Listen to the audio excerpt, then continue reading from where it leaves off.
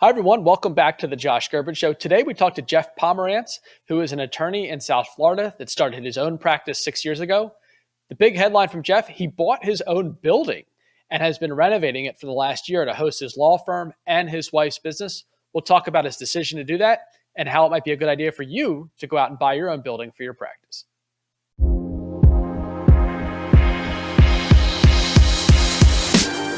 Welcome to the Josh Gerben Show, because law school didn't teach business.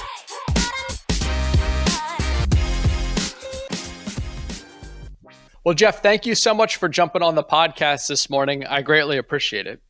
My pleasure. Happy to be here.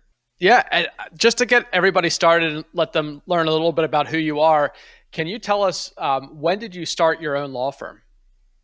Effectively the beginning of 2018. And why did you decide to make that leap? Where were you before? So I did about 10 years as an in-house attorney. I think at the point that I opened my firm, it was the right time to try something for myself. You work for big. My entire career was in-house. I hadn't worked for a law firm up to that point. It's a little bit of a different path. Right. And you work for business, you see how things are run, and work with executives on a regular basis. It's good to kind of throw you out of the ringer and see if you got the chops to actually do it. And the learning curve is steep, and a lot comes with it, a lot of different types of responsibilities, but it was a great decision at that time. No, I find it really interesting because I spent a couple years at a law firm before opening my own practice and felt like I learned some basic things that, like, how to keep a file, like how to do, just like the technicalities of it. Did you learn that stuff in-house, or like when you got out and started your own firm, was there a lot of things that you had to figure out that were different from being an in-house counsel? It's an interesting question. I don't think fulfillment, actually doing the work was ever an issue. Keeping a file, I never was trained on how to do that, but just kind of developed systems after doing it for so long, how you maintain client relationships. I think that the steep learning curve that I was alluding to was, how do you market yourself? How do you, when someone says, what do? How do you put that in something succinct that's digestible? How do you meet new clients? How much do you charge them? How do you scope a project? How do you deal with some weird situations where you have clients that don't want to pay, or clients are being challenging, or opposing counsel that aren't doing what they should be doing? And there's a first couple of years, or there's a lot that's thrown at you, but fulfillment was never the issue. It was more of, how do you actually run a business? And that's fun, right? That to me was probably the best part of going on my own. This is a whole new skill set that I'm learning. Yeah, absolutely. And so how did you get those first few clients? What did the company work for in-house hire you, or was there other ways? I was in Tallahassee to start my career, and then we were international for 4 years, a little bit under, and then was up north for a little while, and then my family moved down to South Florida. I had no network. So my wife's from down South Florida. It just made sense for us to plant seeds here, or roots here. Okay. And yeah, I had no one. I never applied. I was working out of to start the Oakland Park Public Library, where there were, very humble beginnings. I went from working from a C-suite boardroom of a publicly traded company to my shingle was just going to the library or a coffee shop or Starbucks or wherever, just to get out of the house and try to focus. I remember days you'd work 8-10-hour days and not make any money. But I was trying to figure out some systems and different platforms that you could sign up for and build out some things online, and you just keep grinding at it. Well, yeah, I was just curious. So your first few clients, did they come in through a Google pay-per-click campaign, or were you doing I was on some platform, like an Avo type platform. And I remember the first client that I didn't know, the first one I got introduced to, but the first cold person, had no relationship. They found me on some platform. And I remember meeting with him on a Saturday morning at a hotel for just trying to put a contract together. We're in the lobby. We talked for an hour, just me giving away information. And he's like, all right, let's move forward. So how much is it? And I just remember picking $825. It just sounded right. And I was like, I went home, I sent him the engagement agreement, sent him the invoice, and then I got the alert that he paid. I was like, okay. And I was so excited, right? I was so excited. It's like, someone's actually paying me this much money to do this. And then I quickly learned I far undervalued what I was doing. Right. It didn't even matter. It was just getting that first rep. And then I got a second one. And yeah, I just grinded away at that for a while and figure out who the right type of client is, who's not the right type of client, the type of work I like doing, the type of work I don't want to do, how much like should cost. Yeah, but it's definitely it's a maturation process. There's no question. I remember I took my first few clients in for a couple $100, to file a trademark application. And then one point I sold something that was more of an appeal type of thing for like $1,500. And I was shocked that somebody would spend $1,500 with me. And, of course now that's sort of an entry level price to work with our firm. So it's funny how the numbers change over the years and how your view of success and pricing will change. But I obviously remember very closely those first few dollars that come in. You're just like, wow, someone's paying me, and it's not, a company and a paycheck. It's actually people. So it's a really cool feeling, and I think that honestly never gets old. I still find it to be amazing that people want to pay us for our services, quite frankly. But it's a great feeling. So now you're 6 years in. You and I met through LinkedIn. You've got a pretty good following on there. You've got about, I think the last check I saw when I was looking in before our podcast, about 18,000 followers. I think today I'll probably break 19. That's crazy. And you're growing fast. You're growing fast because I think when I met you, you had like 12,000 followers, and that wasn't that long ago. So what's been going on there? How are you using that platform to help grow your? Is that bringing in new clients for you, or how are you using that platform? Yeah, it is. I think when I first started doing it, I had spoken with an attorney. I kept seeing him pop up. Like, all right, like what's going on here? Right. So he talked about the long-term strategy of building some type of brand online. Like, okay, like it makes sense. I was like, all right, I'm going to do this. I'm going to get all these clients. And what I quickly learned is you can't really game, at least LinkedIn, right? It's very much a meritocracy, where if you put out good content on a regular basis, LinkedIn rewards you.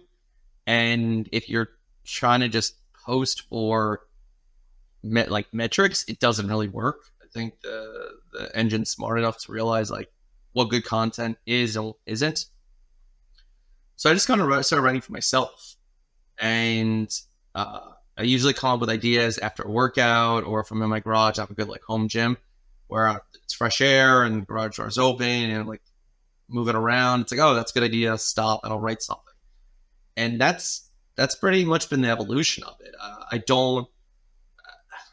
I've heard different ways of approaching it where you will have your quote unquote pillars.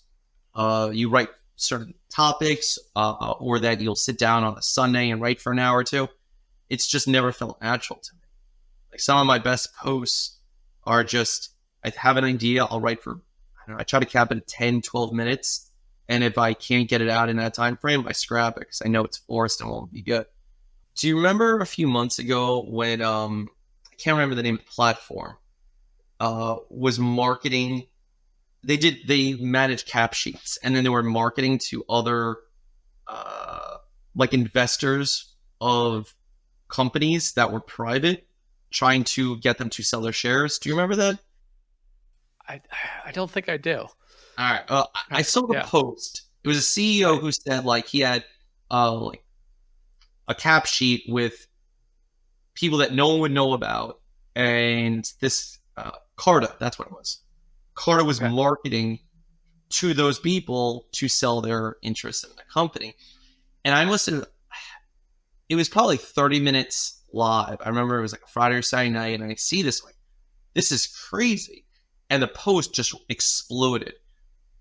I'm talking about like, I refreshed it because I was going through it and I'll explain what I was doing in a second. And it just went wild. Like it had thousands of comments and impressions after like an hour or two. And so I started deep diving. I was like, this doesn't seem right. Like, where their terms and conditions or terms of use allow for it. And I probably, on my phone, I remember, I think I was laying in bed and I'm just reading through privacy policy in terms of conditions. I spent a couple hours and I wrote a post breaking down whether or not this company had the right or to do it. And I gave my takeaway, posted it, I think the next morning, and it had like, I don't know, 3,000 impressions. Like, by far and away, like one of my worst posts in the last year. And it was fine. Like, I was just curious. That's why I wrote it. But it was kind of a takeaway for me of, I don't like putting too much time into it. It's more of, if I find something interesting, if I think something might be helpful to someone else out there, I'll write. And if it feels forced, I don't. I think it's great advice because for sure the posts that I have taken the longest to prepare, and as our marketing director Lacey will tell you, I've gone back and forth with her on graphics and everything else, and we'll put together this what we think is shining content, and it just falls flat on its face. There's nothing worse than taking an entire morning to put something together and then you get nothing. Whereas of course the post that takes me 15 minutes to write, you get 100,000 impressions on or whatever. Like, it is funny. But I think you bring a good point up, is that we've got so much going on our day that this is something that if you do it in a way, and one of the ways I do it is it's almost like, well, what's been going on in my day?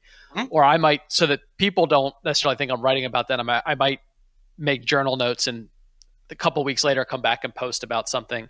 But it's almost like a daily journal for me, as far as like what's been going on in my day and how I'm handling those problems in either running a business or dealing with a trademark issue. And I think that makes really good content. And like you said, so if it's useful, it tends to do pretty well. And I think you and I are very similar. We're very similar in age, so I think we generationally agree on a lot of things. I would strongly recommend anybody listening to the show, though, to follow Jeff. He's got, I think, really amazing insight on just the practice of law, how people approach their jobs, what's going on in the world today as far as how you need to work in order to succeed. And I couldn't agree more with most of your posts. And I think there was even one that got a little controversial where I agreed with you, and there was a lot of people that did not. And I was like, whoa. Yeah. So I think you're talking about the work from home one. Yeah. Yeah, that strikes a chord with people. So tell everybody what that was about first. Yeah. Everyone has had different experiences, and I'm very appreciative and sensitive to that. I think one of the best attorneys I've ever worked with, who you may follow, Sean Sethno. I worked with him at Altisource. Super sharp, always on, and he worked from home. Like, I've never met him in person. I think it's a very rare skill set to be very high intentioned,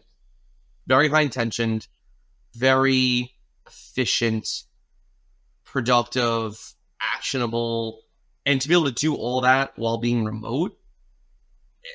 Not everyone has that skill set, and I think it's even more difficult if you've never worked in an office setting to develop some of those soft skills of how you just get shit done. And if people have that capacity and can do it, like, more power to them. I look at it as how much maybe better could you even be if you've had some of those reps in an office setting. And I couldn't agree with you more because, again, I started my career in an office much like you did. And I'm also now managing attorneys that did not start their career in an office. And I see what's missing because I'm literally managing these people day to day. And, some have done pretty well. And then there's others that really have an issue with everything you just talked about, staying on task, being available, getting stuff done. I mean, if you're at home, the distractions are sometimes endless, and people really struggle with that and may not even realize they are struggling with it, to your point, because they've never been in an office and don't know what it's like. And so, I think there's a lot of push and pull around the work from home issue. It's funny because I always say, like, and we're going to get it, this is a great segue into what you're doing in South Florida with the building you just bought and renovated. Our firm's always going to be remote because of where we're all physically located as of today. I'm not going to remake the firm and force people to move somewhere. Right. But there are definitely days where I'm like, man, if we had an office where we would all just go at least 3 or 4 days a week, I think it would be really, really good for everybody. I think it'd be good for culture. I think it'd be good for younger attorneys to get better training. I think it would be good for people to focus on their jobs and not what's going on in their personal lives. There's all these things that coming to an office really does make a difference. And I understand why these larger companies, and especially a lot of law firms, had their whole return to office thing, still want people to be in the office. So I agree with you on that. Although in my own firm, we're still going to remain remote, and we're going to deal with the challenges that presents. It also, by the way, is a great recruiting tool, because I can tell you that I have a lot of people that reach out to me that want to work for us because we are remote, and that can be a talent acquisition thing. So it does cut both ways, and it's a really interesting conversation, and one that sparks some controversy on LinkedIn.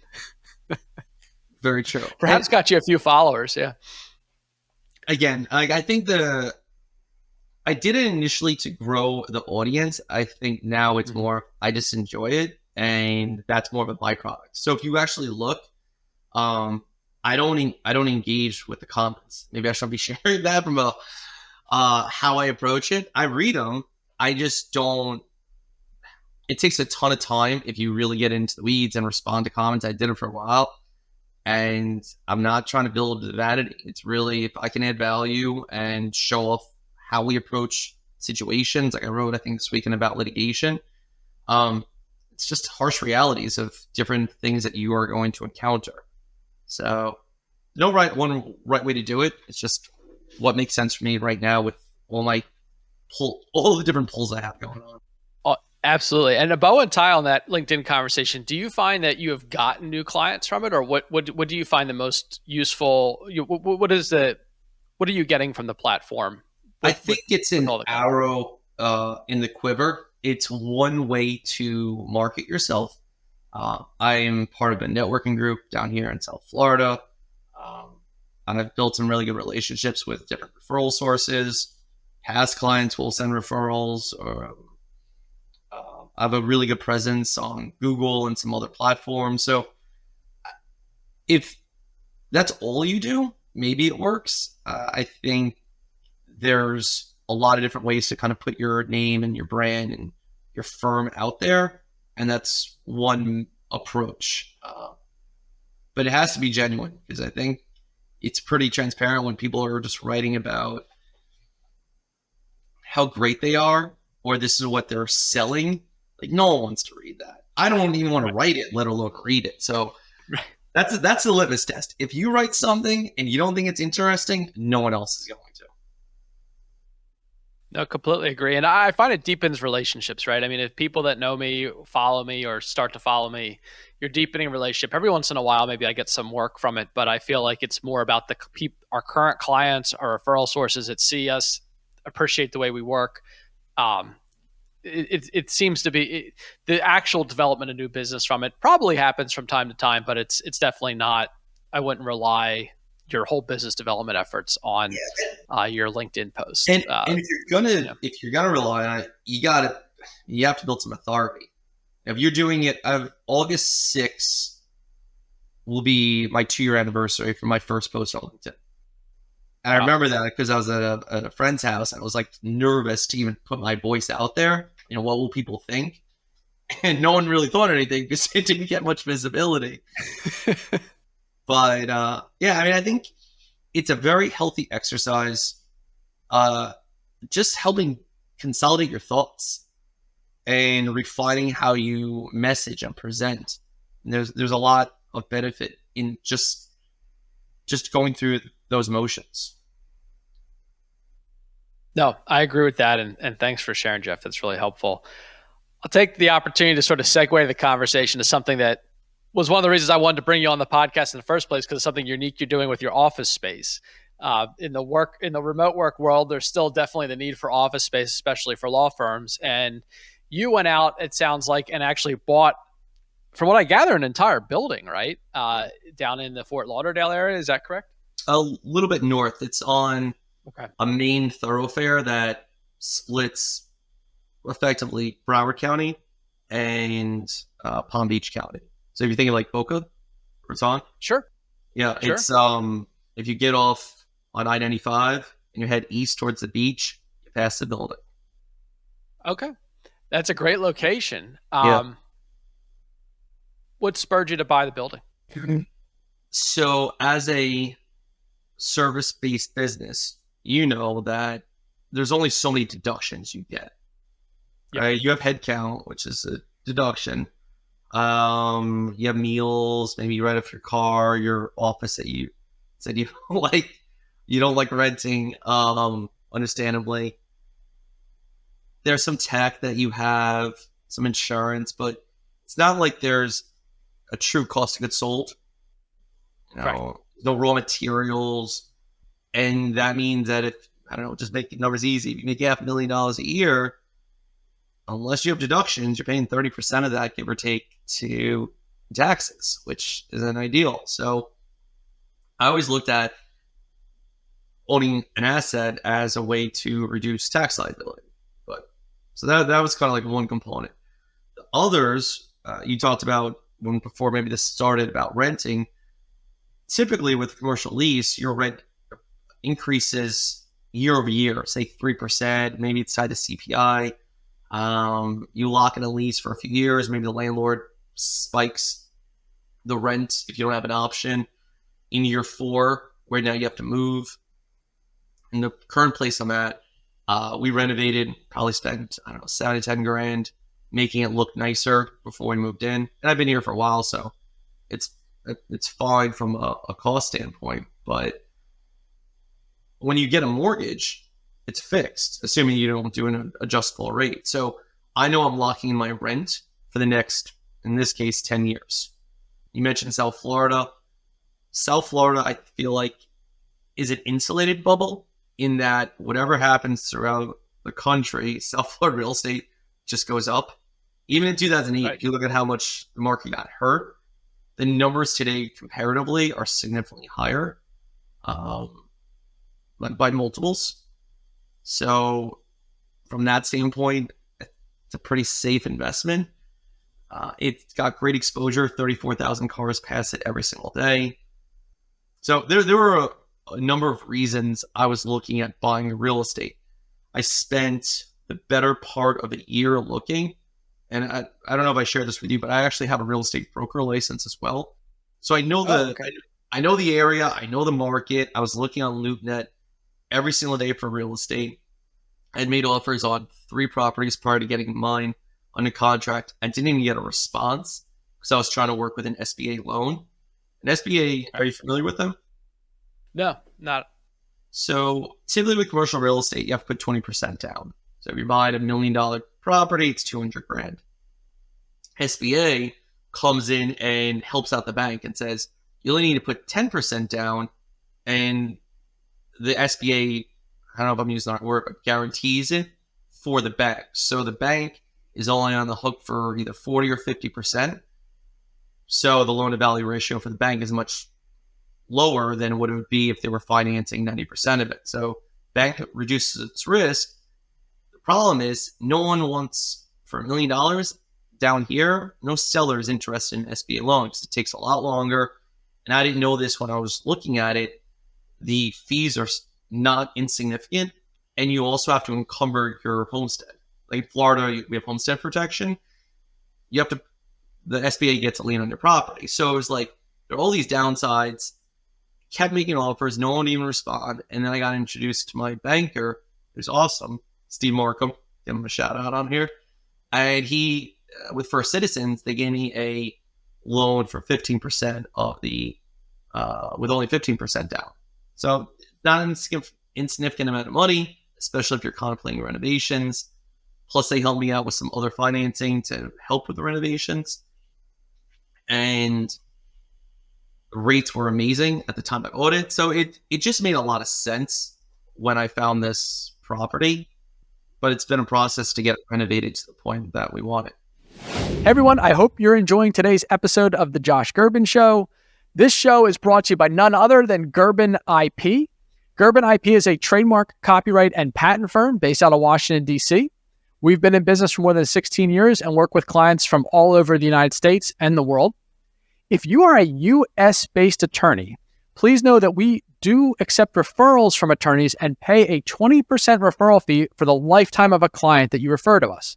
We work really well with firms that don't do IP work, but need to plug in someone that does for their clients, especially someone that's not going to do the other work that you're already doing. So if you need somebody to refer your IP work to, please feel free to reach out to me.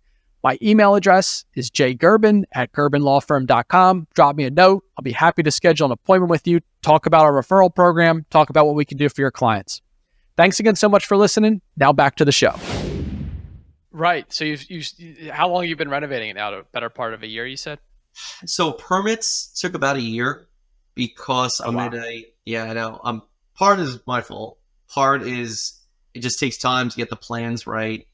And part is because the city where I'm located, I'm in a zone, and any exterior renovations within that zone require board approval, and board approval took a period of time. So, you have your normal process, and then it just got lengthened. But yeah, And how many square feet will you be left with, like, from being able to operate your law firm as it grows? Is it? So the property itself is about 2,000 square feet, 1,000 down, 1,000 up.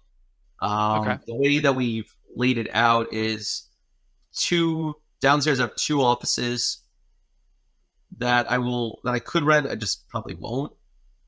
The incremental revenue from renting out those offices doesn't probably justify the additional strain on the parking lot, depreciation on the building in terms of people just consuming, having to get it clean more often, et cetera, et cetera. So Right. 2 extra offices to put headcount when it makes sense to. I have a space, which I'm excited about, call it a content room, to do exactly what we're doing now, and it looks great. So I can host podcasts there. And then my wife is a personal stylist, and she'll have her own wardrobe studio, if I'm saying that correctly. She'll have her own studio there, styling studio, for her clients. So that's downstairs. Well, that's and then upstairs of my office, a large conference room, which I'll talk about in a second. And I have 2 young boys, and I'm doing an office for them upstairs. So if I need to bring them on a weekend and do some work, they have a dedicated space. And also just to give them some familiarity with what it looks like to be in an office setting. Because regardless of what you do, I think, again, we talked about working in an office. I think there's value in them seeing what it looks like when you go do your work at the office. So I'll have a desk, I'll have a TV. We insulated the room pretty heavily, so it will deafen any noise coming from the space. That's a smart man, especially with boys. I'll give that one to my GC. I thought about like soundproofing it, and he's like, let's just load it up with insulation. So that works. Right. And then the conference room, we actually had to add some square footage because the facade of the building was recessed. So I think of an archway, and was pushed in. And I had from floor to the peak of the roof was probably, 25 feet or something. So we poured concrete and added maybe 50 or so square feet to push it out because I didn't need all that dead space. And by doing that, I was able to square off what is now the conference room. And the idea is to host events there on a periodic basis. And as I'm sure you have experienced being an owner of a business, it can get lonely, right? You might have sounding boards, whether it be family, your wife, but there's only really so much, at least I would feel comfortable sharing with my team in terms of running a business. And I think once you get to a certain level, it's good to have other people kind of to talk through from an advisory standpoint. So I think the idea of creating an environment that is comfortable and safe, and you can get people the same kind of pulls of life, whether it be family, business ownership, being a good husband, being a good dad, being healthy for yourself, and maybe play cards or have a drink or have some food and just hang out on a periodic basis. I think there's a lot of uses that I envision for the space. I think that's great, and it's a way to basically almost have an extension of your home and your home office, but in a professional setting. And I think that that's a really unique idea and something that will be helpful. I mean, I know because I work from home and I have young kids, much like you do, that the lines between professional and personal become a little hard some days. And so if you have, at least if you're at the office, if the boys are there with you, they know dad is working. If mom's there, mom's working. And, if you're home, then you're home. Right. And so I think that's that's great. And it really gives you, hopefully, that additional space that will, I think, as you have a family and you're trying to balance between that and your work, I can't imagine a better situation. You're sort of inspiring me to start looking at LoopNet and look for buildings because, I mean, I grew up Jewish and my grandparents were very much like, you need to own property. Like that was like their thing. And they owned property and they owned commercial real estate and they did really well with it. And they were always telling me like, don't rent. You're just throwing your money away. That was always their thing. So I that's always been in my mind as I've kind of looked at offices and rented offices and wrote those checks. But I think if you're owning it, and not only are you, like you say, getting the depreciation, hopefully you're getting appreciation whenever, if the time came to sell it, or, you would take loans out against it or something like that. But that's, it's an asset your family now has, which is amazing. Yeah. So if to that end, when I looked at this property, I remember seeing on LoopNet midweek, and I was like, wait, I know this area. Like I know exactly where this is. It's right up the street from my current office. I reach out to the listing agent. I see it within maybe an hour of it getting listed, and I was under contract, I think, the next day because I wasn't messing around. Oh, wow. And then I closed 39 days later. And I did it because I closed on my youngest son's birthday. Like that was really important to me, just as like an omen, because I've been working so hard at getting to that point. But what I didn't realize, when I bought it, had these drop ceilings with the push paddles. Sure. And I don't think the owner realized what he had, because when we went in there and I had my guys starting a demo, I was like looking around. I was like, there's no studs. So it's a hollow core pour. So the slabs, I've learned a lot in. You learn a lot about construction. And learn more than I want to know, but it's hollow core. So you have these long slabs that way of concrete, but they're hollow, and then they have these tension cables pulled really, really tight inside of them, and then they pour the concrete. So it's structurally it's sound, but it's much lighter than if you actually had poured concrete for the entire floor, so you don't need any studs holding it up. So downstairs, like, all right, well, let's demo everything, and now it's a blank canvas of whatever 1,000 square feet, whether it's I don't know the exact dimensions, but you have a box or a rectangle downstairs, and then upstairs it was the same thing. I mean, we ripped everything out, no studs. It's pitched, so we ran the drywall to line with the roof ceiling. So there's no attic space, which we'll see if that turns out to be an issue down the line, but it gives me these really high ceilings in some spots. So we had to do a little truss work to deal with some issues, but for the most part, the layout was it's a blank canvas. And if you're doing a complete gut remodel, which we did, it makes it really helpful when you're starting to figure out to deal with the configurations. All right. No, that's great. And it's, I'm sure it's gonna be a beautiful space, and it's something that you'll be able to grow into, and like I say, I think it probably provides a really nice, if you have two family businesses going on with you and your wife, it makes a ton of sense. And I really do think a lot of law firm owners struggle with this idea of what do we do with office space, right? Because you might have a hybrid workforce, you might have some people in the office, some people remote. But if you're going to have an office, this idea that you might buy a building and have multiple, and like you said, you could rent out space. I understand why you don't want to. I would feel probably similarly, but if you wanted to, you could rent out some of it.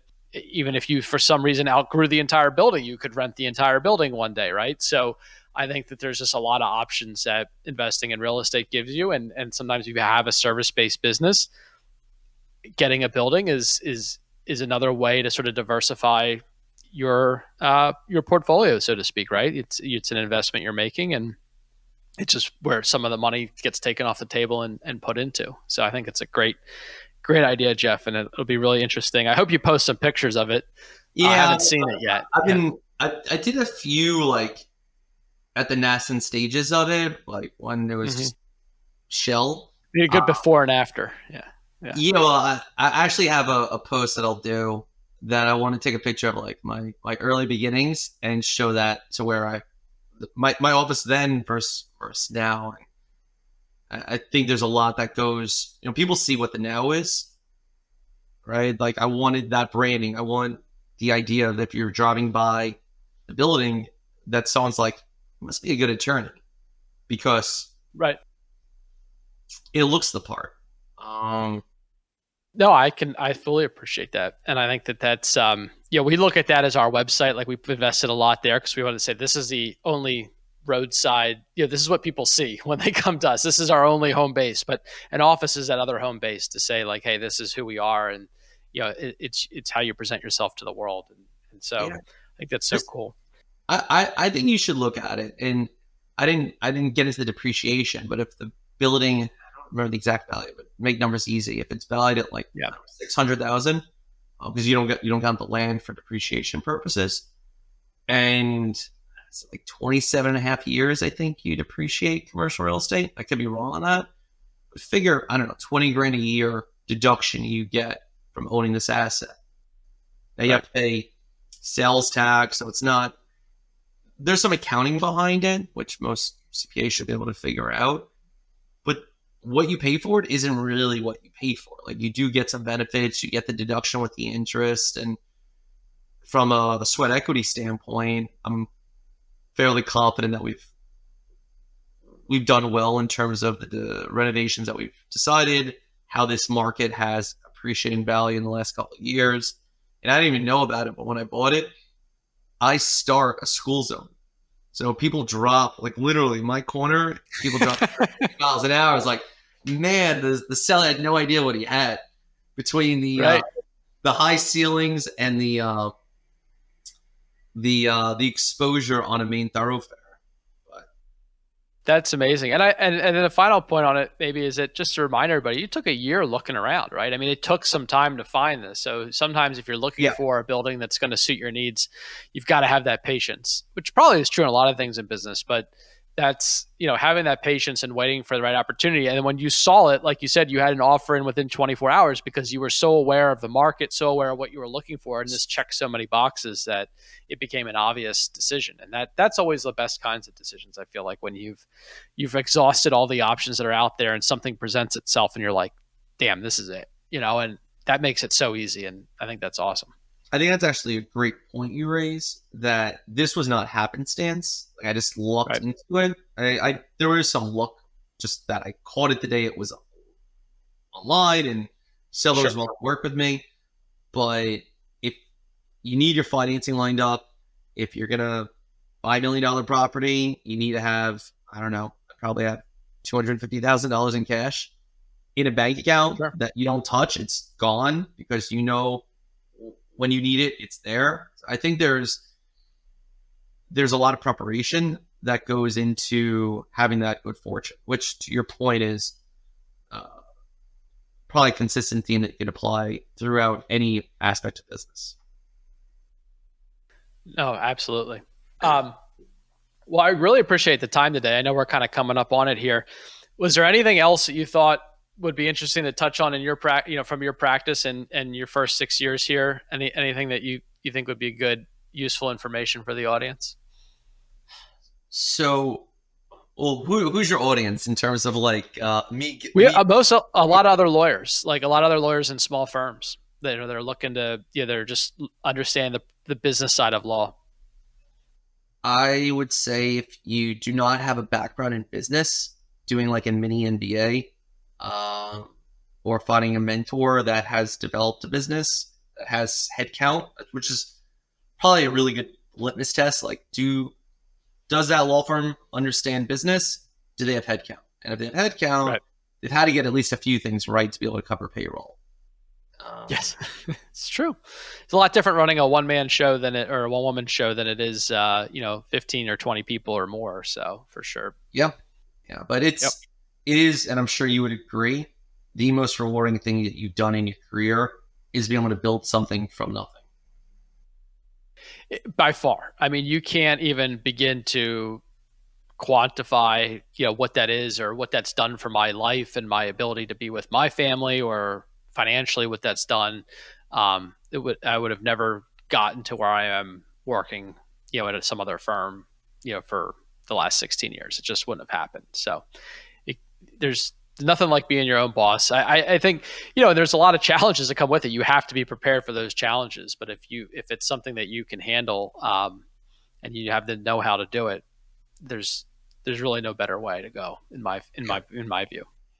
Yeah. And the risk is low, right? The risk is cost you a little money to put some things together. I don't think you need to go crazy with websites or marketing. It's really just going out, meeting some people and trying to get some work. And if you do that long enough and you hustle and you grind, there's a huge upside versus going and asking for a raise or jumping from firm to firm just to get that incremental comp. I don't know. I think it's tough to find happiness if that's the path that you take, because you're always going to be wanting more, and it's always going to be at someone else's decision versus you setting what those terms are. And as you said at the very beginning, right? You said what I was willing to do, the trademark or the appeal at the very beginning. Our price point has gone up considerably. That's you just setting terms, right? You know that me doing something for $500 or $1,000, it's just not what we do anymore. It's not worth my time and energy because there's an opportunity cost. There's a strain that gets put on myself and my team if we take on those types of jobs. Yep, 100%. Yep, it has to, absolutely, it has to be worth your time, and you get to set, like you said, you get to set the terms and what you're willing to do, and there's a lot of challenges that go with that. But when it's done right, and you're able to actually, make money, be profitable, then you call the shots, and there's nobody else telling you what to do. That's an amazing feeling at the end of the day. And even when it goes wrong, right? Like, I'm sure you've made mistakes. I know I have throughout this process. Sure. And, okay, don't repeat that. Right. Yep. So there's a lot of growth. I think I've experienced a lot more growth in running my own show than I would have experienced had I just kept pace working in house for the past 6 years. Oh, you exercise so many different muscles. I mean, in the past couple of months, I've been very focused on HR and, our team and what members are here or not here. And it's very, very challenging, but it's also something that I've learned a lot about our business and learned a lot about the right type of people for our business. And so it's, you get really good at again, it's just sort of this idea of like, most lawyers would never have to think about, well, who am I hiring to help with this project or help grow this firm, or these are all things that I have to consider and look through various talent, people that have various different talents and skill sets, and try to put the pieces of a puzzle like that together. That's exercising a really different part of my mind than, I need to write this brief, or I need to figure out what goes into this trademark application. And right? it's a lot more fun. It actually keeps it interesting. Yeah, it's a lot more fun. Right. Exactly. At the end of the day, that is what I would rather do than sit there and write a brief, personally. Now, that's not everybody, but I think a lot of people that are interested in running their own firm they're going to find like, oh yeah, that is, it's a challenge, but it's a challenge in a good way. And it keeps me, hopefully keeps you sharp as we get into middle age here. So. I always say, if it was easy, everyone would do it, right? Yep. Nope. 100%. Yep. If you could do it in between 9 hours and 9 to 5, Monday to Friday, everybody would want to do it. Everybody would do it. But it just, you got to be willing to do a lot more than that. And you got to be willing to take on some stress and have some hard conversations, but there's a lot of good things that come from it. So For sure. Absolutely. Well, Jeff, I hope I get to come down next time I'm in South Florida and see this building. I think it's an amazing 100%. idea and project. And I certainly wish you all the best of luck as you continue to grow the firm, and enjoy following you very much on LinkedIn. You always hit on something that I completely agree with. So I've yet to disagree with one of your posts. I hope you do. So great job there. I hope you do. Like I said, I read the comments. I like the dissent. It's when it's professional. Sometimes person. Oh yeah, no, you can hit a third rail and then it goes all crazy from there. Yeah. No, but I think no, I just say I really enjoy your perspective. I think it's I think, hey, nothing wrong with having an opinion about something and sharing it and letting people debate it. I think that's great. That's what that was the whole idea of the town square on the internet. It just kind of gets out of control sometimes. So Yeah, no malintent ever in what I put out. No, I know. No, it's all very good, and I hope we get you some more followers from this. And well, it's been great talking to you. Thanks again for taking the time. My pleasure. Hey everyone, thanks again so much for listening today. A few things before you take off. Just a reminder that today's podcast was sponsored by Gerben IP. We are a trademark law firm based in Washington, D.C. If your clients have trademark needs, we are able to service them. We can even pay referral fees. So please feel free to give me a call if you're getting any trademark questions and don't want to just send your clients out into the nether. We can help you handle them. My email address is jgerben@gerbenlawfirm.com. Happy to just have a call, talk to you about it, see if we can help. And finally, please leave a rating or review wherever you're watching or listening to this podcast. It helps other people find the podcast and helps us grow the show. Do me a huge favor, make those few clicks, type a quick review. We'd really appreciate it. Thanks again, and I'll see you next time.